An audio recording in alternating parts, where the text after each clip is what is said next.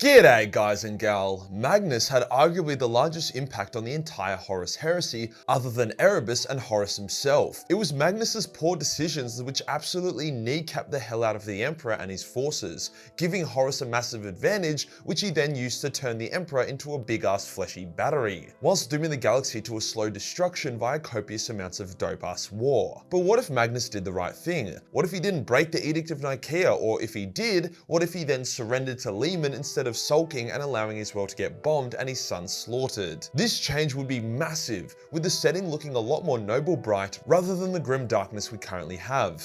Before we get started, the most important thing in life isn't money or relationships or even Warhammer, it's your health. That might seem like common knowledge, yet many of you watching this video probably have some seriously bad habits that are slowly killing ya. So I've partnered up with Fume today to try give you an alternative to self-destruction. Fume is a diffuser device that basically allows you to suck on flavored air.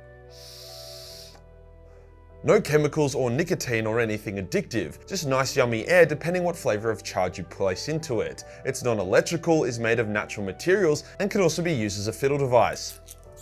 Basically a perfect tool to help you break free of certain bad habits whilst not just going full cold turkey on them. Some of the best flavors include orange vanilla, peppermint, raspberry lemonade, white cranberry, and more. I love the mint flavor as it tastes like a fresh hit of chewing gum. So to take an easy but bold step towards shaking off some shocking habits whilst giving you something fiddly and sucky to play with at your desk or out and about, then head to tryfume.com/Majorkill and use code Majorkill or scan the QR on screen to get 10% off the Fume Journey pack. Cheers to Fume for sponsoring this video. Today we'll answer the question, what if Magnus did something right? What if he surrendered to Leman and went back with him to Terra? That is the main and most interesting what if scenario. However, I will also answer the what if Magnus didn't violate the Council of Nicaea to begin with, thus didn't break the webway, as well as what if Magnus accepted the Emperor's offer of redemption towards the later stage of the Horus heresy. Basically, we will look at every opportunity Magnus had to do the right thing, but didn't. Let's get into it. Before we get into the what ifs, we do have to set the record straight. Magnus was the target of Titsnitch since the beginning. The Chaos God of being a sneaky manipulative fuck had set up a grand scheme to eventually orchestrate Magnus's fall. This scheme was so elaborate that nobody other than Titsnitch himself thought Magnus could be corrupted. So whilst Magnus is a fuckwit that made his bed and now has to sleep in it, there is some consideration to be made since he had the nearly undivided attention of the second most manipulative, intelligent and scheming entity in the galaxy. The first being the Emperor, of course. So for these examples, let's just say Magnus completely goes off Titsnitch's path and does the right thing, taking the God of Change by surprise each time. We will start with the most straightforward one. What if, when Magnus foresaw Horus turning traitor, and instead of projecting into Horus's dream and then projecting into the Imperial Palace, hence shattering the wards and fucking over everything, he instead obeys the Council of Nicaea and attempts to travel to Terra in person to warn his father.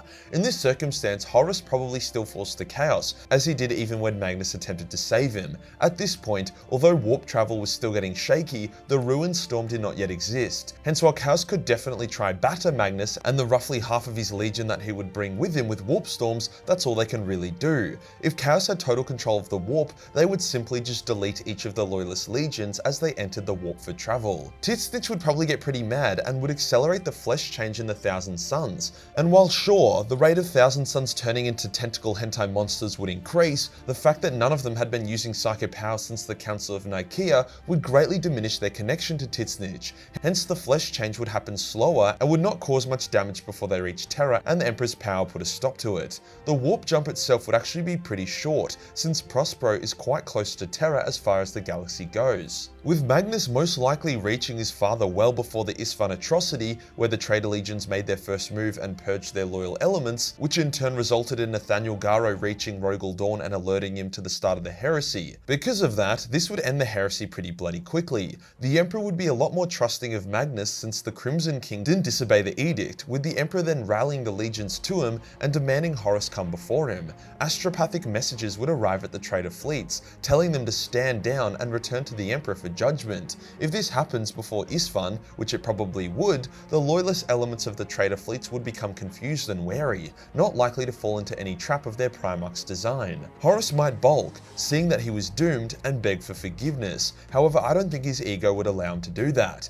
Instead, he would go ahead with his rebellion, violently attempting to purge the loyalist elements of the Legion manually, which would be a bloody affair, leaving his Legion weakened. Some traitors would still join him, like Angron, who was begging for death anyway, Lorgar, who was a fanatic, as well as Conrad, who was fucking insane. However, Perturabo would steer clear, Mortarion would also likely back down, with Alfaria staying loyalist, as well as Magnus. Fulgrim was corrupted by this point, so he would also probably stay traitor. The combined might of the Sons of Horus, Emperor's Children, Night Lords, World Eaters, and Wordbearers would get massacred in an epic but one-sided battle against the forces of the Emperor and the rest of the legions. A handful of traitor marines and a couple traitor Primarchs would escape, but all in all, nothing compared to the actual heresy. Now for the more interesting what if. That being, what if Magnus fucks up, breaks the Council of Nicaea, and blows a hole in the webway, ruining the Emperor's greatest dream and dooming mankind. But instead of being a fuckwit and turning Prospero into the most unnecessary battleground ever, what if he instead met Leman's fleet in space, broadcasting surrender signals and allowing he and his legion to be taken into custody? After all, Leman's original orders were to retrieve Magnus, not kill him, and Leman even attempted communication with Magnus to try get him to stand down, with Constantine Valdor also not being keen to fight Magnus. Remember, the Custodians and Sisters of Silence only got involved when the Thousand Sons started using fucked up warp sorcery on the Space Wolves, so the surrender would be taken well. The Thousand Sons Legion would also be taken into custody, at least all the Psykers, with the non-Psykers most likely being allowed to remain as a garrison on Prospero. Titsnitch would be shitting himself and would begin employing a number of contingency plans to try stop them from reaching Terra in one piece. There would be a warp storm thrown at them, nothing big enough to kill them, but definitely enough to slow them down. The Changeling, or that other weird shape-shifting demon thing that was manipulating the Space Wolves, which to be honest was probably the Changeling, would also come on board the ship taking Magnus back to Terra, with the goal of sowing chaos and trying to get the Space Wolves and Thousand Sons to do battle. At this point, the Flesh Change would also accelerate in the Thousand Sons Legion, further causing tensions and issues as Valdor and Russ would be culling the Flesh Change Marines, whilst Magnus would be trying to save them. It would honestly be a fantastic book in its own right, similar to the Flight of the Eisenstein. Tensions would boil over and there would be some serious conflict between the Primarchs, with Valdor trying to hold everything together, especially when Magnus would try to tell Leman that Horus was a traitor, sending Leman into a rage and calling Magnus a liar. The Alpha Legion would also still get involved like they did in canon when they attacked the Space Wolf fleet, adding even more complexity to it. However, with the Wolves at full strength, thousands of Thousand Sons Psykers, a loyalist Magnus, and Valdor with his Custodies, the Alpha Legion ambush would be crushed. All in all, despite it being one hell of a struggle, I do believe that the Primarchs would overcome their personal issues as well as the machinations of the Changeling, Alpha Legion, and Titsnitch to emerge from the warp back to Terra in one piece. There's a good chance that during it, the truth of Horus's betrayal would become obvious to Leman and Valdor, as Titsnitch plays its hand in a desperate attempt to stop them, as well as the Alpha Legion's ambush. So with our merry band of heroes returning to Terra, they would be able to convince the Emperor of the heresy, with Leman, Magnus, and Valdor all agreeing on Horus's betrayal. The Emperor would see the truth in this, but with the time it took for Leman to get to Prospero and then bring Magnus back, the Isstvan atrocity would have already occurred, with Nathaniel Garo already on his way to tell Lord Dawn about it. It's hard to say if the Isstvan drop site massacre would have played out the same. It really depends on how long it would take for our heroes to get back from Prospero. If the drop site massacre hasn't happened, then Magnus's foresight, as well as the fact that the Space Wolves were on Terra in full force, could have gotten the Loyalists to slow down and be wary of the trap, allowing the Space Wolves to join them before engaging. However, all of this is just carrots and peas compared to the biggest change. With Magnus and his legion on Terra, the burden of the Golden Throne would be lifted from the Emperor. He would be free to travel into the webway at the head of his golden army of Custodians and Sisters of Silence. With him at the lead, the demons would be pushed back, with the Emperor potentially even being able to seal the breaches in the webway. The issue in canon was that due to the wards of the palace and the webway being breached, the Emperor had to bust these balls holding it together while he desperately hoped that his Custodians could push back the demons without him. When he was able to briefly join them after sacrificing 1,000 Psykers, he annihilated the demonic hosts, but had to withdraw as it was too little too late. However, with Magnus sitting on the throne, something that the law states Magnus is capable of without dying, the Emperor would be free to retake the webway. This would still mean the Emperor is unable to physically join the heresy, just like in canon, which would result in a lot of the same stuff happening. The Shadow Crusade in Ultramar, the Thamus Crusade between the Lion and Curse. Overall though, it would probably be more in favor of the Loyalists, since Leman's legion is intact, and if the Thousand Sons were able to stabilize their gene seed, maybe with the help of the Grey Knight project, potentially having their gene seed modified with the Emperor's own DNA, then that also would be a very powerful force to be reckoned with. The traders would probably still reach Terra, however it would take longer, there would be less of them sieging Terra, they would be relying on Chaos a lot more, and there would be more defenders, with the Emperor able to take the field of battle, whilst Magnus would keep the Golden Throne running. Overall, resulting in Horus's defeat a lot sooner in the siege, with Sanguinius and the Emperor surviving. Basically, what I'm saying is that even after Magnus took a steaming shit on the Webway project, it was still salvageable through the combined effort of the Emperor, Malkador, and Magnus, with the Thousand Sons potentially lending a hand. It was the total loss of Magnus which truly doomed it. But what if Magnus was redeemed late into the heresy?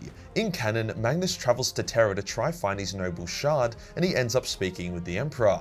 The lore regarding this meeting is a bit confusing, as Magnus believes that the Emperor offered him redemption, but he would have to give up the Thousand Sons and take on a new legion. However, Vulcan says what really happened was that Magnus begged for forgiveness, but the Emperor told him to get fucked. Let's just say that the first scenario is correct, where redemption is offered but Magnus rejects it, but in this version, Magnus accepts. It's too little too late to save the Webway project or have any real impact on the overall heresy. However, it does mean that the Emperor can leave the Golden Throne and put Magnus on it instead. This would at the very least keep Malkador alive, and potentially even Sanguinius and the Emperor. So whilst we would get a better ending than canon, it would still be an absolute slog. Overall, if at any point Magnus had done the right thing, the entire setting would look very different, ranging from noble bright to considerably less grimdark. So when people say Magnus did nothing wrong, punch them in the face and force them to watch this video. If you enjoy the video and you want to support the channel, then Patreon is the place to be, where there's not only a boatload of Battle Mace 40 million hentai, but also a bunch of live action nude cosplays. Hit the subscribe button and hit the real subscribe button for more what if content. Join the Discord for more memes and I'll see you in the next one. Peace.